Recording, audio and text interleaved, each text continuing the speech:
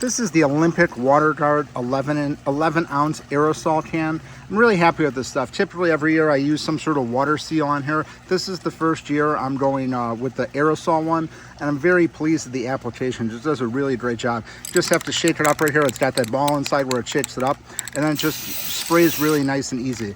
I put 2 coats on this wood already. This is an outdoor gazebo, and it just works really well. What I liked about it is I was able to get in a lot more smaller areas than I was with the liquid one.